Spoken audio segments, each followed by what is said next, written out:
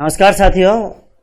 जैसा कि आप सभी को जानकारी है, हम लोग राजस्थान कला और संस्कृति की सीरीज के अंदर बोलियां और साहित्य का प्रकरण प्रारंभ कर चुके हैं और भाग 1 और भाग 2 के मेरे वीडियो में मैंने आपको बहुत ही बेसिक से स्टार्ट करके बोलियां और साहित्य पर चर्चा की।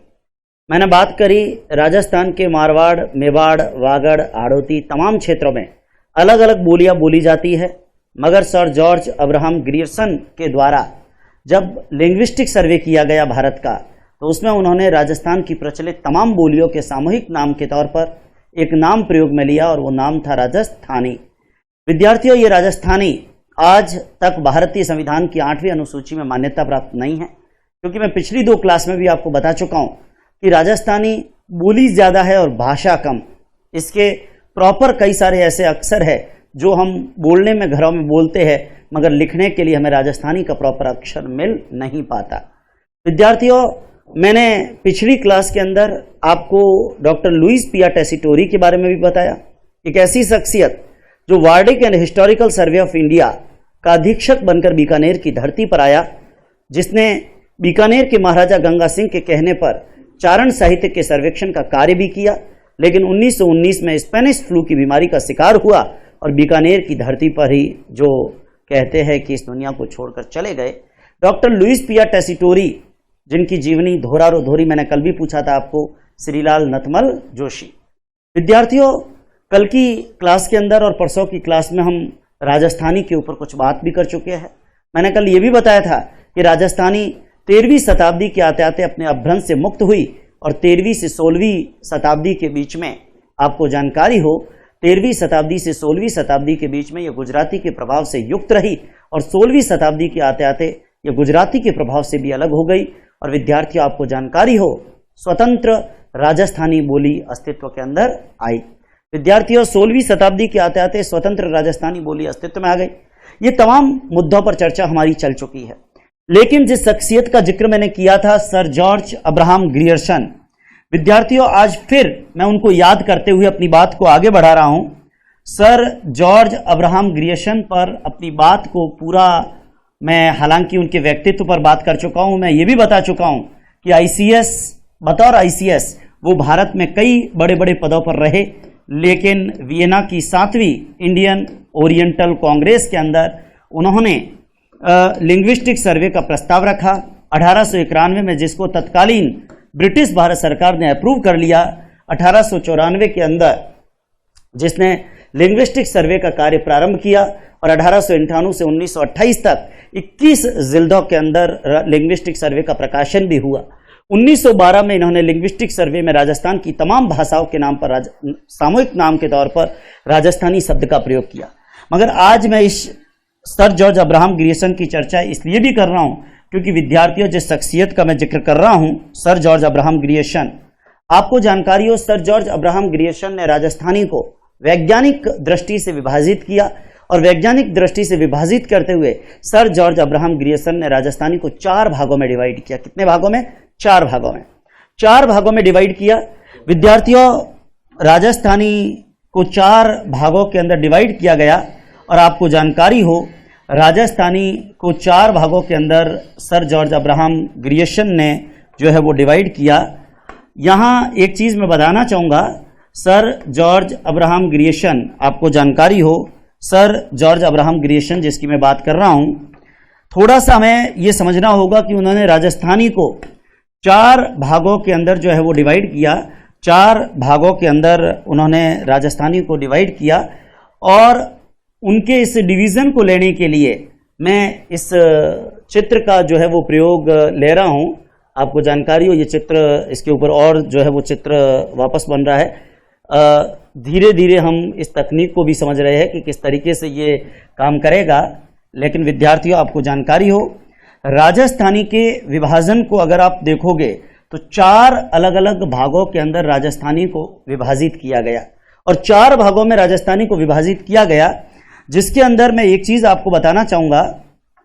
राजस्थानी को सबसे पहले, विद्यार्थियों आपको जानकारी हो, राजस्थानी को सबसे पहले अगर हम देखें तो राजस्थान का मैक्सिमम हिस्सा, विद्यार्थियों, जिसके अंदर हम लोग पश्चिमी राजस्थानी देखते हैं, तो राजस्थानी के विभाजन में सबसे पहले उसने सर जॉर्ज अब्राहम ग्रियर्सन, उन्होंने राजस्थान के बड़े भाग पर जिस राजस्थानी को माना वो थी पश्चिमी राजस्थानी।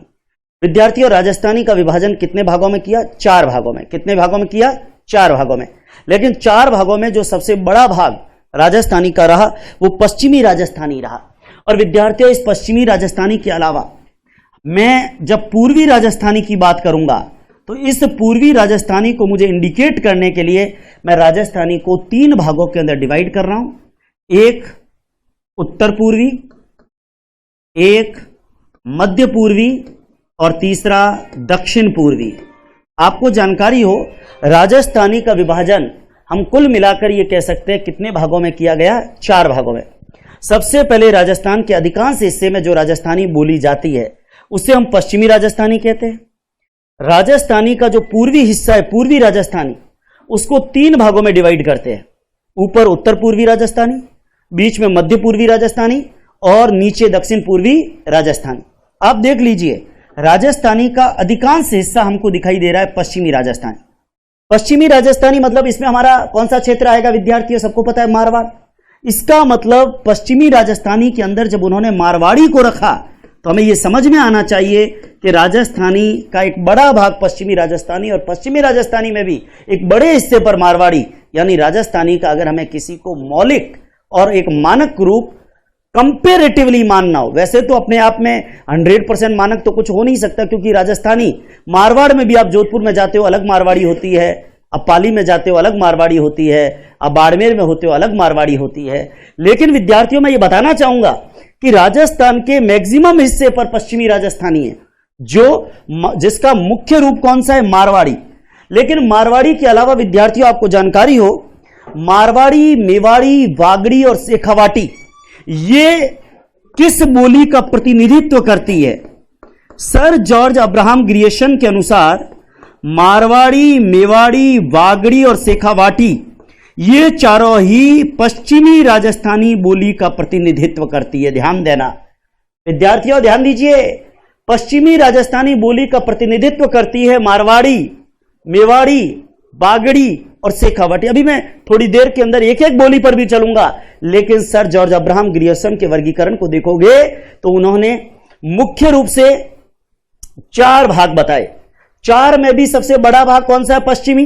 अगर मैं राजस्थान को 2 हिस्सों में तोड़कर इधर पश्चिम और इधर पूर्वी राजस्थानी करूं तो जॉर्ज अब्राहम ग्रियर्सन ने पश्चिमी राजस्थानी पूरे को एक में ही रखा और उसकी 4 प्रतिनिधित्व बोलियां जो उन्होंने बताई, मारवाड़ी, मेवाड़ी, बागड़ी और शेखावाटी, ये बड़े तौर पे, लेकिन इनकी भी और उपबोलियां है। और मैं बात सर जॉर्ज अब्राहम ग्रियर्सन के वर्गीकरण की कर रहा हूं, मैं किसी किताब का या मैं मेरे अनुसार क्या है आप पूछते हैं कई विद्यार्थी, सर आपके अनुसार कितना वर्गीकरण? नहीं, सर जॉर्ज अब्राहम ग्रियर्सन क्या कहते हैं? वो कहते हैं कि राजस्थानी के 2 मुख्य भाग पश्चिमी और पूर्वी, लेकिन पूर्वी में 3 भाग। टोटल विभाजन कितने भागों में किया?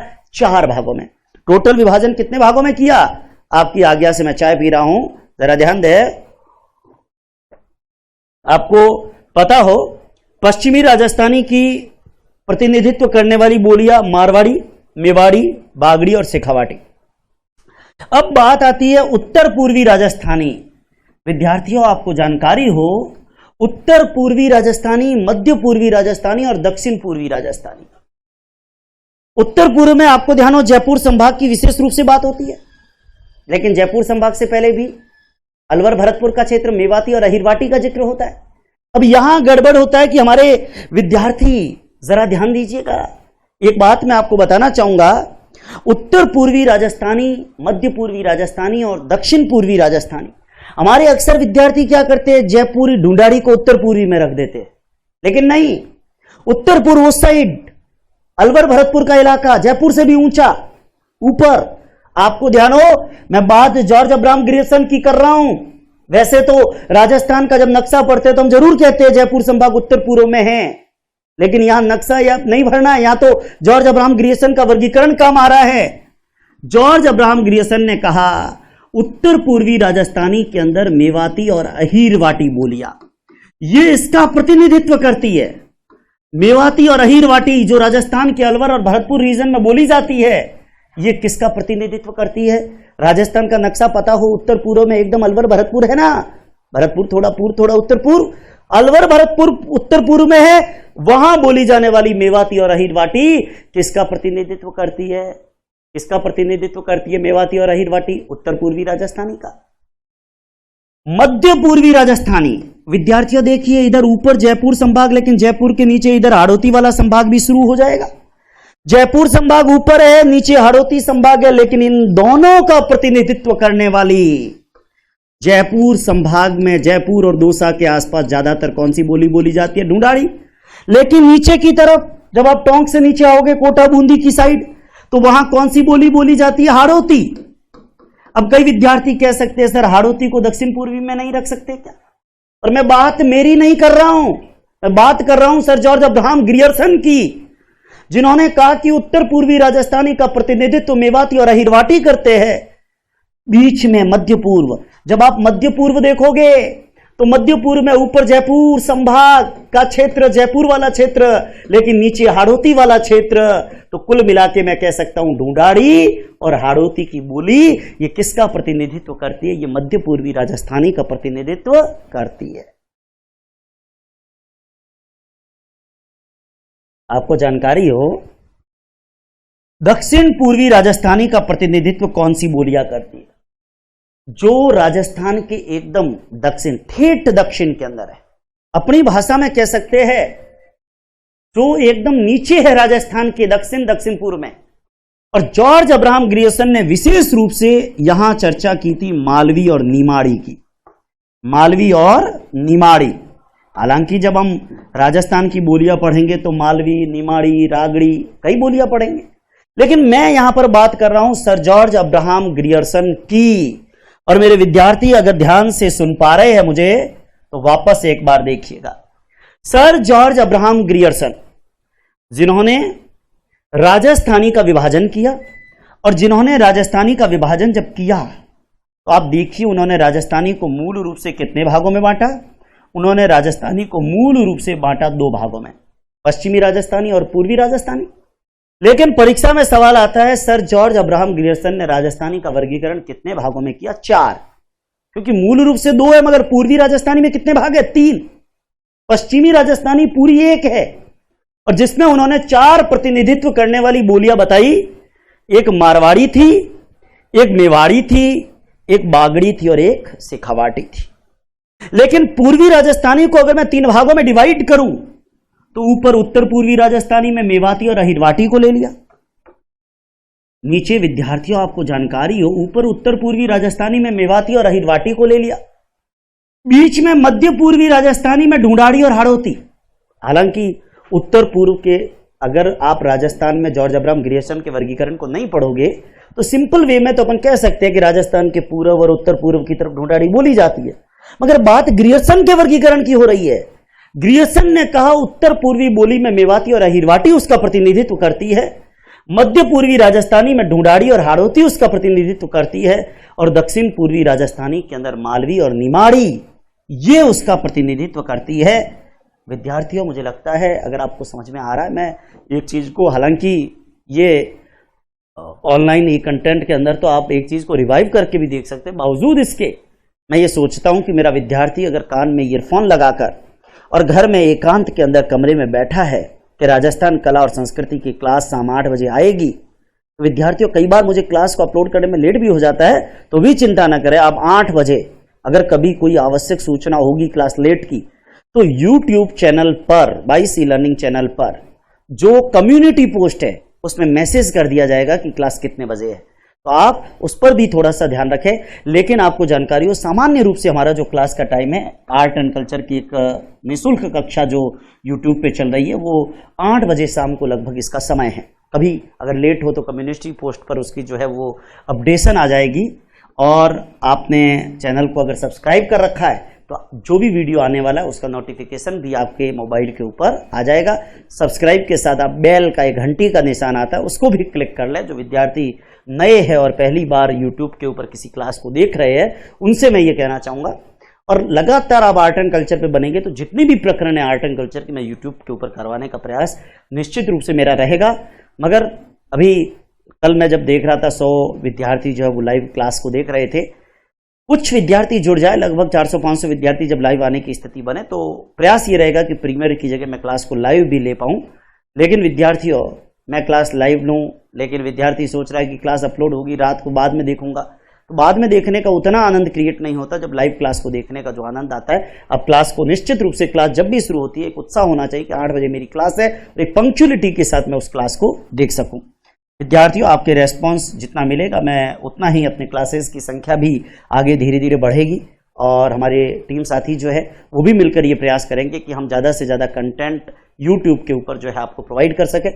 विद्यार्थियों, आपको जानकारी हो, पढ़ना तो पड़ेगा ही, क्योंकि आज एग्जाम हो भले 6 महीने बाद हो, लेकिन दिमाग में एक चीज होनी चाहिए कि मुझे हर हालत में पढ़ना है। विद्यार्थियों, सर जॉर्ज अब्राहम ग्रियर्सन ने राजस्थानी का विभाजन 2 भागों में किया, पश्चिमी और पूर्वी राजस्थानी।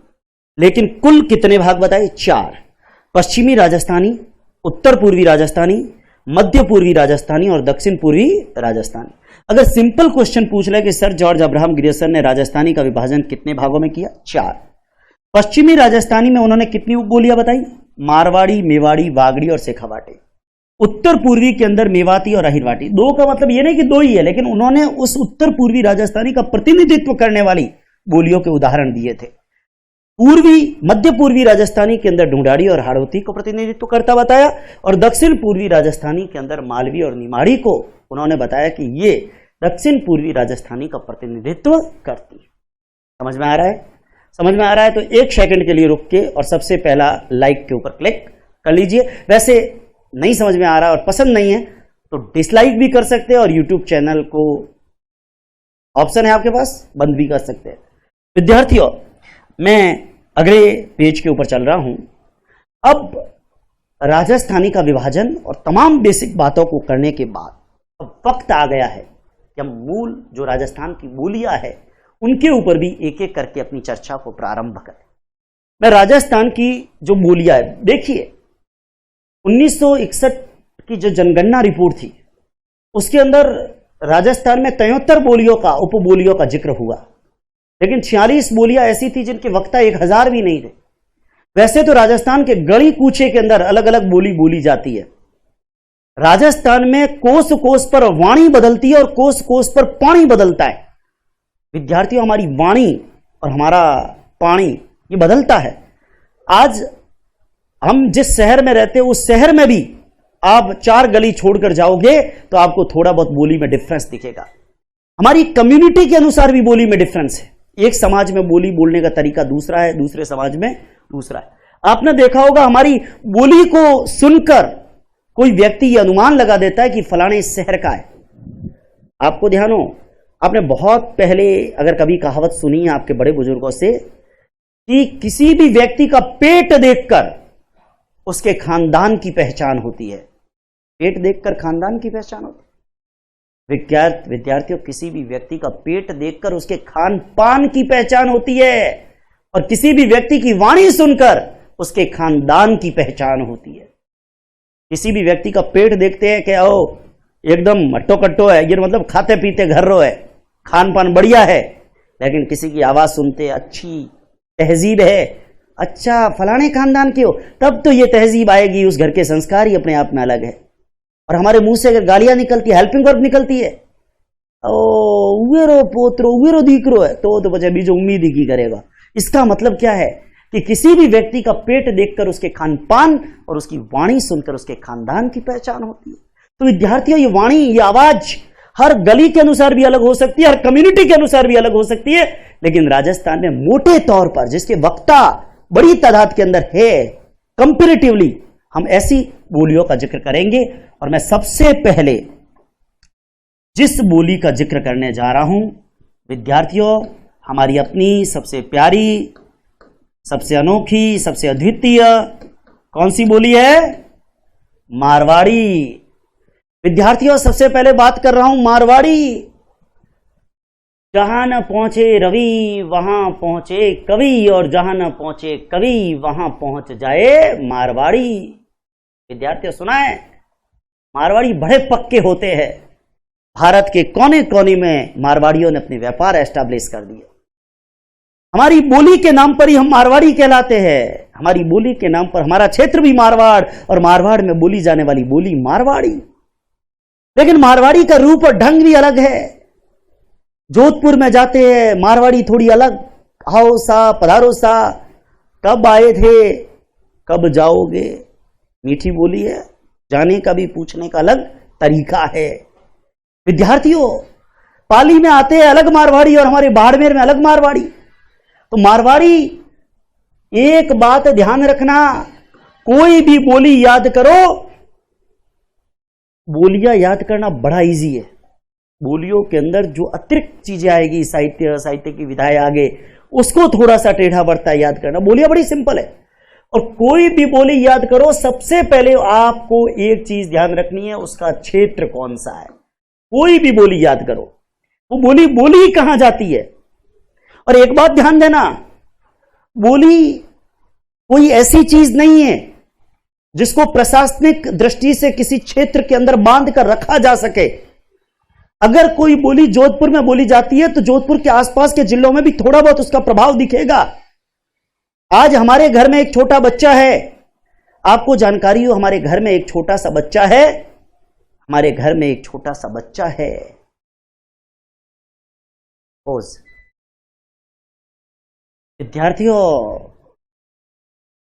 आपको जानकारी हो, कोई मिलने के लिए आ गया तो पोज भी करना पड़ता है कई बार, बीच क्लास रिकॉर्डिंग के अंदर भी। लेकिन विद्यार्थियों, इस क्लास को आगे बढ़ाते हैं। आपको जानकारी हो, हमारे घर का कोई बच्चा अगर हमारे पड़ोस में जैसा व्यक्ति रहेगा या बाहर का कोई आकर रहने लगा, हमारे पड़ोस में जो रहेगा, ऐसा कभी हो ही नहीं सकता कि हमारे घर का बच्चा उस पड़ोसी के बच्चे से या पड़ोसी के घर की जो आवाज, वाणी, उसके घर में जो जिस तरीके से बोला जाता है और हमारे घर का बच्चा उससे बिल्कुल ही अनभिज्ञ रहे। हो सकता है क्या? नहीं। हमारे घर का बच्चा भी, अगर हमारे पड़ोस के अंदर अच्छे अच्छे लोग हैं तो हमारे घर का बच्चा अच्छी अच्छी बोली सीखेगा। और हमारे पड़ोस के अंदर ऐसे लोग हैं जो हेल्पिंग वर्ब निकालते हैं, हमने जिंदगी में कभी हेल्पिंग वर्ब नहीं निकाली। सपोज हम बाड़मेर के रहने वाले हैं, जोधपुर चले गए, जिस पड़ोस में रह रहे हैं वहां हेल्पिंग वर्ब्स निकाली जाती है, गाली गलौज होता है। हेल्पिंग वर्ब मीन गाली गलौज के साथ में वर्ड्स निकाले जाते हैं। तो ऐसा कभी हो ही नहीं सकता कि हमारे घर का बच्चा पहले की तरह ही रहे और बिल्कुल वो गालियां सीखे ही नहीं। जिस पड़ोस में रहेंगे वैसा सीखने में ऑटोमेटिकली आ जाता है। तो इसीलिए विद्यार्थियों, मैं ये कहता हूं कि जैसे अपन कोई भी बोली सीखे कि जोधपुर में ये बोली जाती है, तो ऐसा नहीं है कि उसको जोधपुर की सीमा में बांध सकते हैं। पड़ोसी जिलों में भी उस बोली का प्रभाव जरूर दिखाई देगा। ये एक बेसिक फैक्ट है जो बोलियों को याद करते समय हमें ध्यान रखना है, और बहुत काम आएगा ये फैक्ट, क्योंकि जब भी हम कोई बोली पढ़ेंगे उस पर कौन सी बोलियों का प्रभाव है या फिर वो बोली किससे प्रभावित है, तो हमें राजस्थान के नक्शे पर ध्यान देकर उसके पड़ोसी जिलों की तरफ चलना होगा। विद्यार्थियों, मैं बात कर रहा हूं राजस्थान की ही बोलियों के अंदर, और सबसे पहले बात कर रहा हूं मारवाड़ी बोली के ऊपर। विद्यार्थियों, राजस्थान की एक ऐसी बोली मारवाड़ी जिसके वक्ताओं की संख्या राजस्थान की तमाम बोलियों की तुलना में ज्यादा है। राजस्थान की एक ऐसी बोली जो राजस्थान के अंदर जितनी भी दूसरी बोलियां है उसकी तुलना में कंपैरेटिवली सर्वाधिक क्षेत्रफल पर बोली जाती है। विद्यार्थियों, आपको जानकारी हो, मारवाड़ी या कोई भी बोली आप राजस्थान की याद करें, सबसे पहले आपको याद करना है कि वो बोली कौन से क्षेत्र पर बोली जाती है। वो बोली कौन से क्षेत्र पर बोली जाती है, और कौन से क्षेत्र पर बोली जाती है इसके लिए मैं आपको राजस्थान के नक्शे के हिसाब से बताऊं। आप जरा ध्यान दें, राजस्थान के अंदर ये पूरा इलाका राजस्थान के अंदर, आपको जानकारी हो, ये पूरा इलाका जो आप देख रहे हैं जिसको मैं कह रहा हूं मारवाड़। मारवाड़ का नाम लेते ही विशेष रूप से जिक्र किसका होता है? जोधपुर का। जोधपुर यानी कि मारवाड़ है, क्योंकि आजादी से पहले राजस्थान की जोधपुर रियासत को मारवाड़ रियासत कहते थे। जोधपुर के अलावा ये हमारा बाड़मेर है, जालोर है, सिरोही का क्षेत्र है, पाली का क्षेत्र है, जैसलमेर में हालांकि जैसलमेरी भी बोली जाती है, लेकिन जैसलमेर अब जोधपुर संभाग में है, पड़ोस में है, तो मारवाड़ी का प्रभाव भी यहां पर रहा। जोधपुर संभाग में नहीं है, लेकिन नागौर वाला जो इलाका है वहां पर भी हमारे को मारवाड़ी का प्रभाव दिखाई देगा। और बीकानेर में वैसे बीकानेरी, लेकिन बीकानेर के भी कुछ एक इलाकों में मारवाड़ी का प्रभाव हमारे को दिखाई देता है। विद्यार्थियों, आपको जानकारी हो, जोधपुर संभाग में तो मारवाड़ी का प्रभाव है ही, साथ में नागौर और बीकानेर जैसे जो पड़ोसी जिले हैं वहां पर भी हमको मारवाड़ी का प्रभाव दिखाई देगा। आपको यह समझना होगा कि ऐसा नहीं है कि मारवाड़ी हमने कह दिया, मारवाड़ जोधपुर रियासत को कहते थे तो जोधपुर संभाग में मारवाड़ी, बाकी बिल्कुल नहीं, ऐसा नहीं। परीक्षा में सवाल कैसे आता है कि मारवाड़ी निम्न क्षेत्रों में बोली जाती है। पहला ऑप्शन दे दिया बाड़मेर, जालोर, नागौर। दूसरा ऑप्शन दे दिया उदयपुर, डूंगरपुर, प्रतापगढ़। तीसरा ऑप्शन दे दिया कोटा, बारा, झालावाड़। और चौथा ऑप्शन दे दिया जयपुर, दौसा, सवाई माधोपुर। बोलियों के सवाल में आपको हमेशा कंपेरेटिवली जो बढ़िया विकल्प हो उसी का चयन करना है और आपको जानकारी हो, क्योंकि बोली को किसी क्षेत्र विशेष के अंदर बांध कर रखा नहीं जा सकता। तो हमारा ये जो मारवाड़ क्षेत्र है, विशेष रूप से ध्यान देना, मारवाड़ मैंने थोड़ा अगर ज्यादा बना लिया है तो मैं वापस आपको बता रहा हूं, राजस्थान का विशेष रूप से ये मारवाड़ का क्षेत्र, साथ में बीकानेर और नागौर वाला इलाका भी, ये पूरा इलाका ऐसा है राजस्थान का जहां पर कौन सी बोली बोली जाती है। विद्यार्थियों जरा बताइएगा, राजस्थान के इस इलाके के अंदर कौन सी बोली बोली जाती है? वो बोली बोली जाती है मारवाड़ी। वैसे भी हम जिस जोधपुर संभाग में हैं, जोधपुर संभाग जहां से मैं ये बोल रहा हूं, बाड़मेर जिला जहां से मैं बोल रहा हूं, आपको जानकारी हो जोधपुर रियासत को आजादी से पहले मारवाड़ रियासत कहते थे। जैसलमेर रियासत अलग थी जो भाटियों की रियासत थी, और जोधपुर रियासत या मारवाड़ रियासत जो राठौड़ों की विरासत थी। लेकिन हम बात यहां पर रियासतों के वर्गीकरण की नहीं कर रहे, हम बात कर रहे हैं बोली की। तो जोधपुर का जो ज्यादातर क्षेत्र है, चाहे वो जोधपुर है, चाहे बाड़मेर है, चाहे जालोर है, चाहे सिरोही है, चाहे पाली है, इन इलाकों के अंदर कौन सी बोली बोली जाती है? मारवाड़ी। कौन सी बोली बोली जाती है? मारवाड़ी। विद्यार्थियों ध्यान दें, मैं आपकी सुविधा के लिए इस नक्शे को साइड में रख रहा हूं और नक्शे को साइड में रखने के बाद मैं इनके क्षेत्र बता रहा हूं। कौन से क्षेत्र है मारवाड़ी के? सबसे पहले तो जोधपुर को मारवाड़ रियासत कहते थे, जोधपुर को आज भी हम मारवाड़ कहते हैं, तो जोधपुर तो है। जोधपुर के अलावा हमारा बाड़मेर, विद्यार्थियों बाड़मेर जिला, यहां पर भी मारवाड़ी बोली जाती है। हालांकि जोधपुर की मारवाड़ी और बाड़मेर की मारवाड़ी में थोड़ा बहुत अंतर भी दिखेगा, मगर है मारवाड़ी। जोधपुर, बाड़मेर, जालोर, जालोर जिला जो है विद्यार्थियों, यहां भी मारवाड़ी बोली जाती है। सिरोही, सिरोही के अंदर वैसे हम एक अलग से देवड़ावाटी बोली का जिक्र भी करेंगे, लेकिन सिरोही के अंदर भी मारवाड़ी का जो है वो काफी क्षेत्र है, मारवाड़ी बोली जाती है।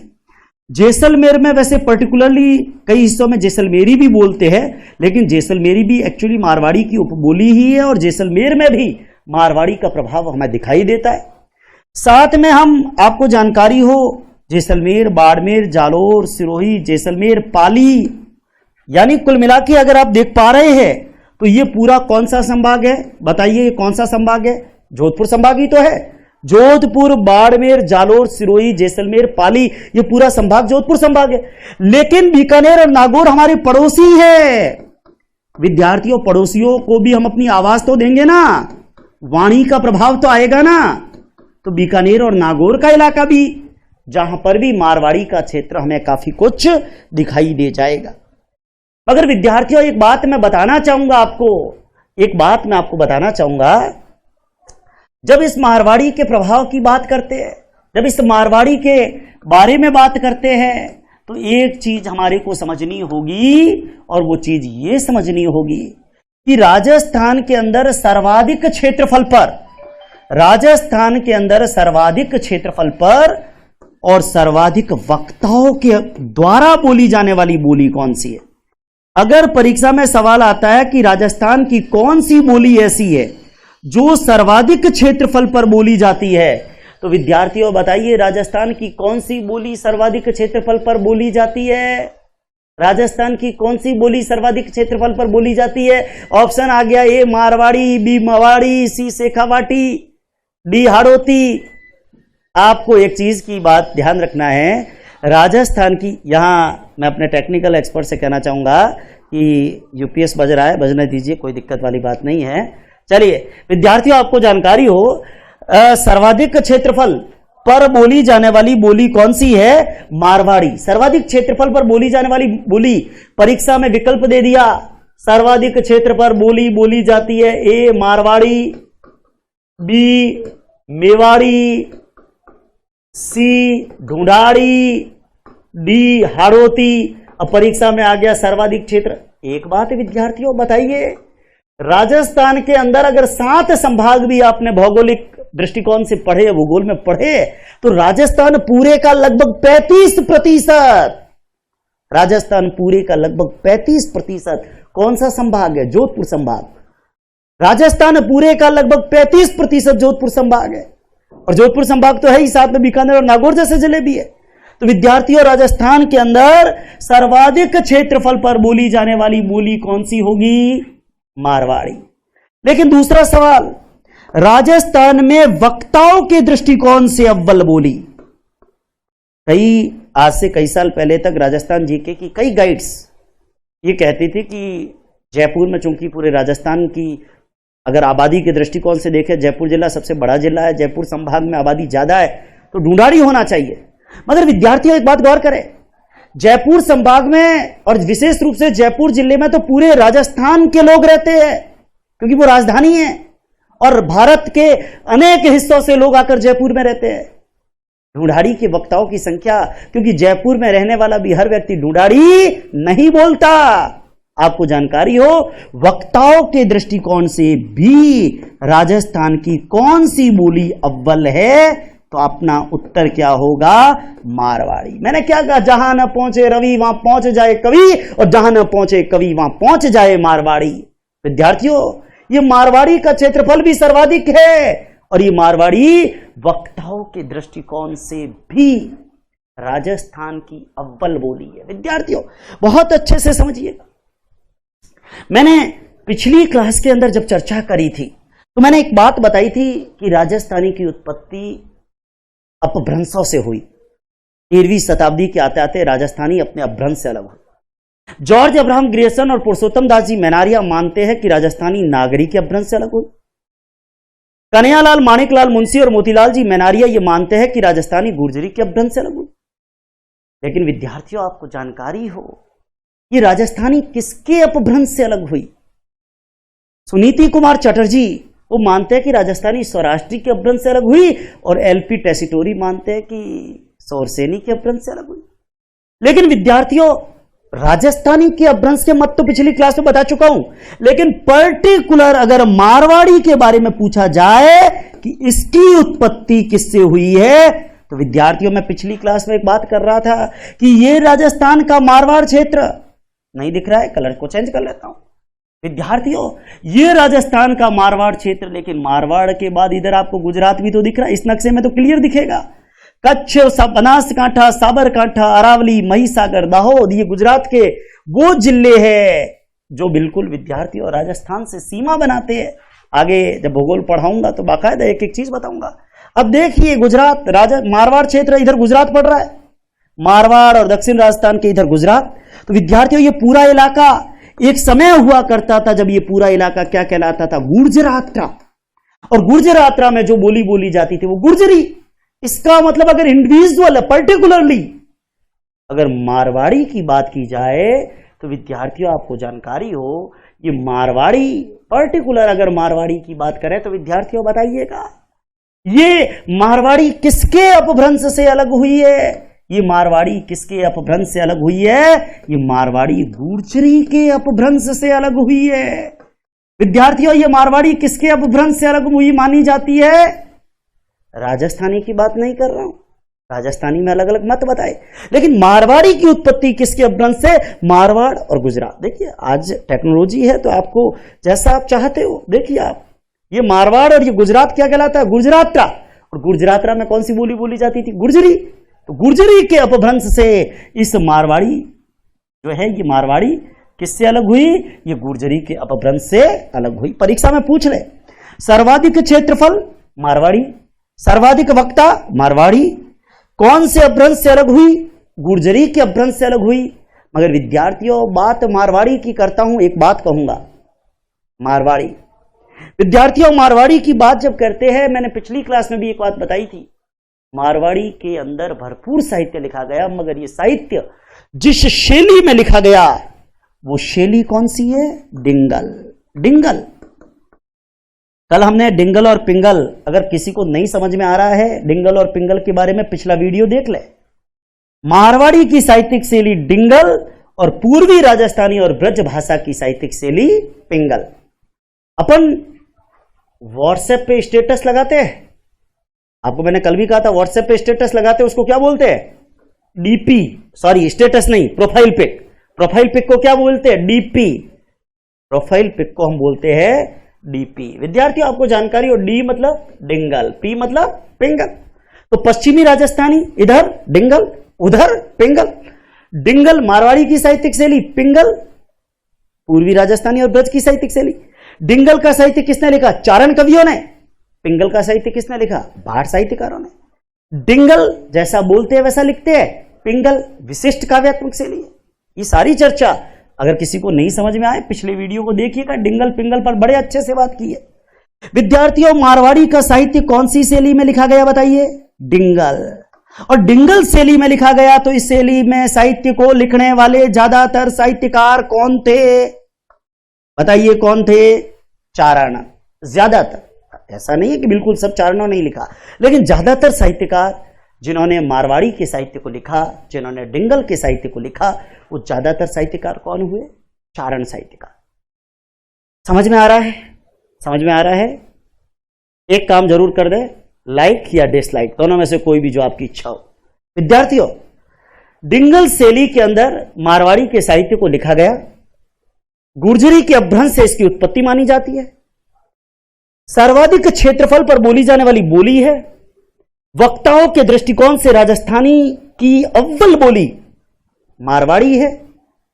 एक बात और बताऊंगा, मारवाड़ी का प्रारंभिक उल्लेख मरु भाषा या मरुवाणी के रूप में किया गया। और कौन से ग्रंथ में किया गया विद्यार्थियों? बता चुका हूं, कमेंट करिए। जब पूछूं तब कमेंट करिए, बाकी पढ़ना ही है, ज्यादा कमेंट नहीं करने हैं। लेकिन आपको जानकारी हो मरु भाषा या मरुवाणी के रूप में मारवाड़ी का प्राचीनतम उल्लेख 778 ईस्वी के अंदर एक जैन मुनि हुए जिनका नाम क्या था? उद्योतन सूरी। जैन मुनि उद्योतन सूरी ने अपने ग्रंथ, कौन से ग्रंथ में बताइए? कौन से ग्रंथ के अंदर विद्यार्थियों बताइएगा? कुवलय माला। कुवलय माला, आपको जानकारी हो कुवलय माला के अंदर जैन मुनि उद्योतन सूरी ने अपने ग्रंथ कुवलय माला के अंदर मरु भाषा या मरुवाणी का उल्लेख किया। वैसे जैन मुनि उद्योतन सूरी ने अपने ग्रंथ कुवलय माला में 18 देसी भाषाओं का उल्लेख किया था, लेकिन उन 18 देसी भाषाओं के अंदर एक भाषा कौन सी थी? मरुवाणी या मरु भाषा, और जिसको हम लोगों ने कालांतर में क्या कहा? मारवाड़ी। विद्यार्थियों मारवाड़ी के अंदर जैन साहित्य भी भरपूर लिखा गया, ध्यान देना। मारवाड़ी में चारण साहित्य भी भरपूर लिखा गया और मारवाड़ी के अंदर जैन साहित्य जो जैन मुनियों के द्वारा लिखा गया, क्योंकि गुर्जर प्रतिहार काल के अंदर इस जगह के ऊपर आपको जानकारी हो, जैन साहित्य भी भरपूर मात्रा के अंदर जो है वो लिखा गया।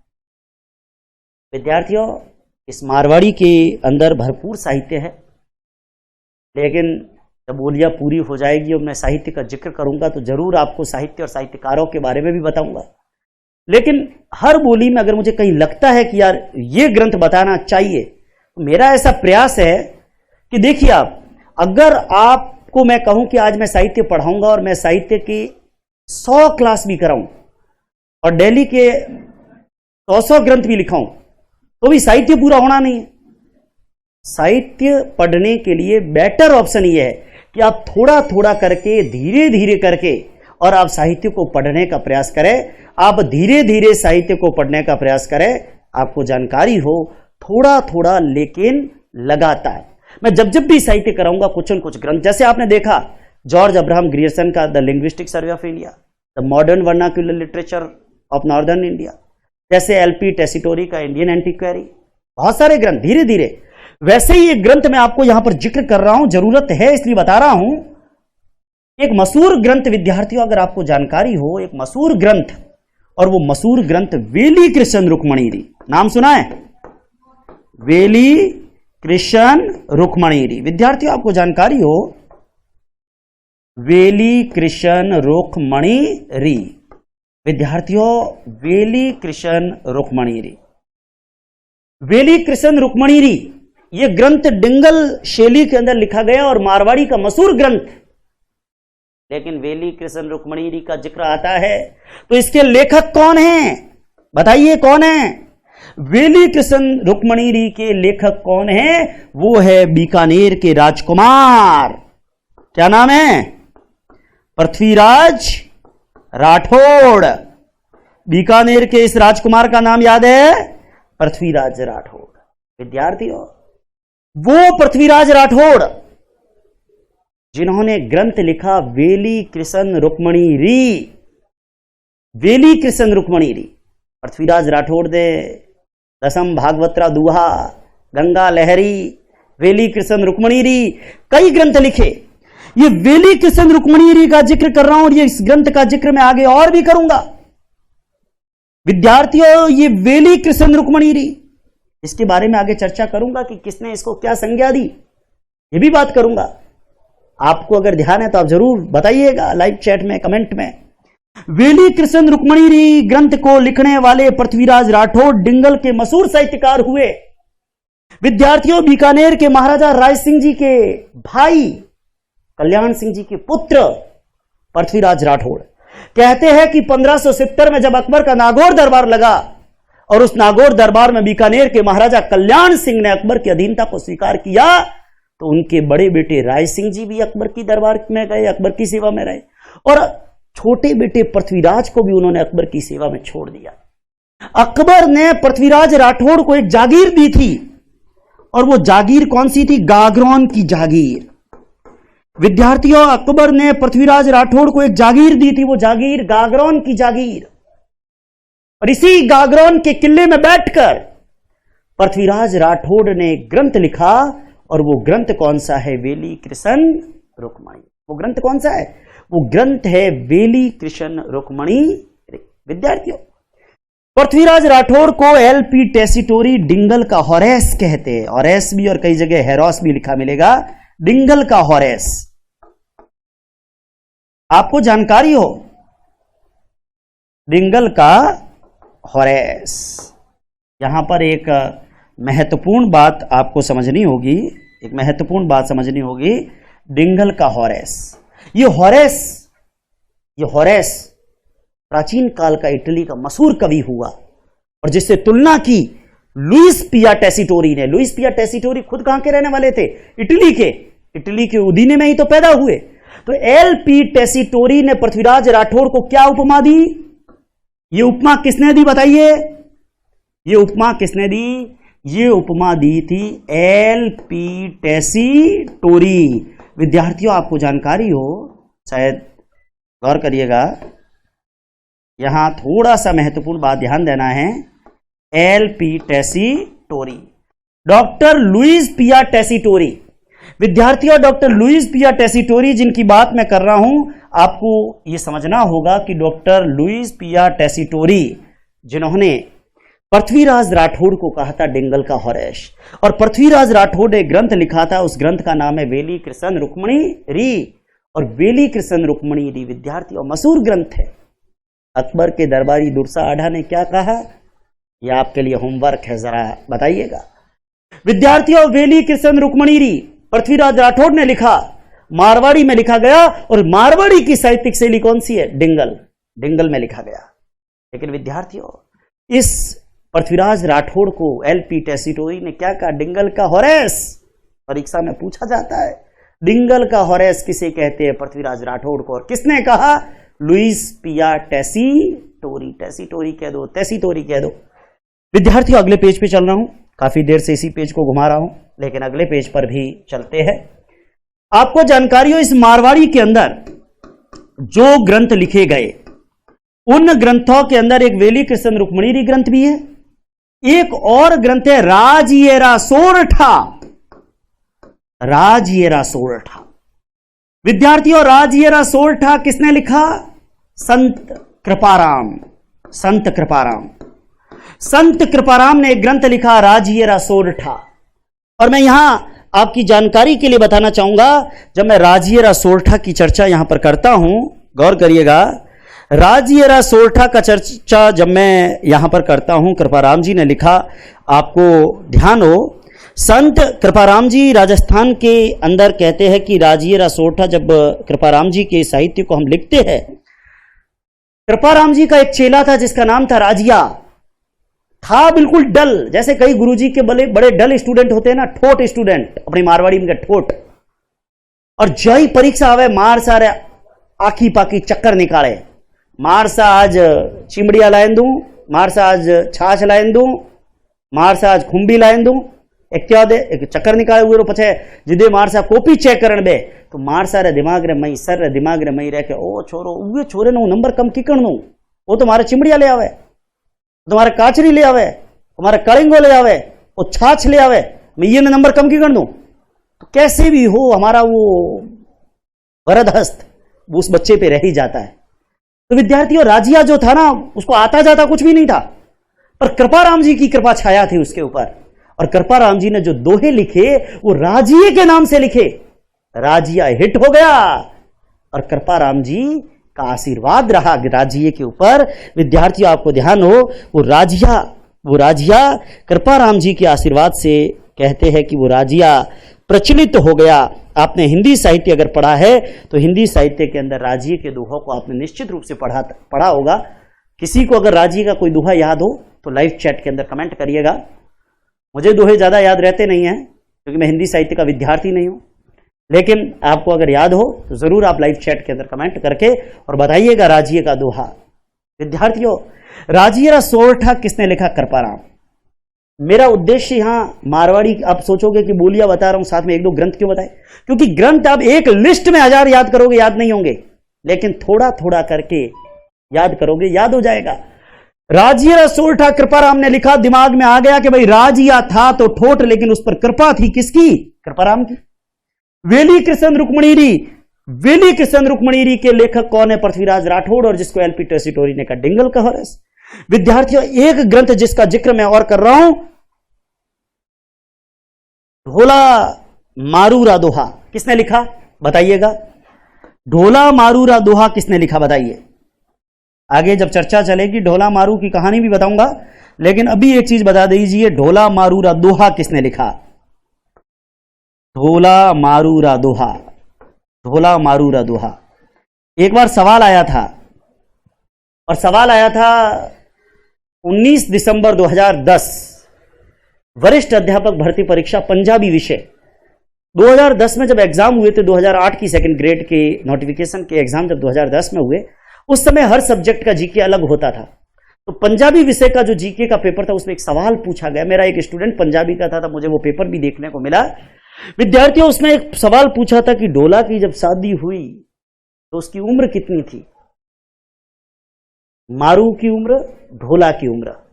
मैं ये सवाल आपके लिए छोड़कर जा रहा हूं कि ढोला कौन थाली के अंदर था और किसकी उम्र थोड़ी सी ज्यादा थी? ढोला और मारू। मारू तो थाली में ही थी, थाली के अंदर ही मारू को बिठा के फेरे दिलवाए थे, लेकिन ढोला की उम्र कितनी थी? ये आपके लिए क्वेश्चन है। क्वेश्चन संभाल कर रखिएगा, सारे उत्तर दूंगा मैं आपको जानकारी हो। ढोला मारूरा दोहा, इस रचना को किसने लिखा? विद्यार्थियों, अभी तक तो कमेंट मुझे लगता है आ गया है, अभी प्रीमियर है इसलिए मुझे नहीं पता कमेंट किसने किया है, लेकिन जैसे ही अपने 500-600 लोग प्रीमियर में जुड़ने प्रारंभ हो जाएंगे, लाइव क्लास जो है वो जल्द प्रारंभ की जाएगी।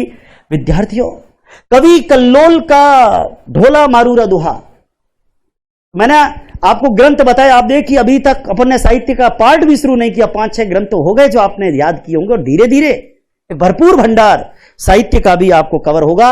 लेकिन विद्यार्थियों, में बात जब मारवाड़ी की करता हूं, मैं एक चीज यहां पर आपको बताना चाहूंगा, इस मारवाड़ी के अंदर कौन कौन सी इसकी उपबोलियां है। विद्यार्थियों, चाहे मारवाड़ी की उपबोलियां,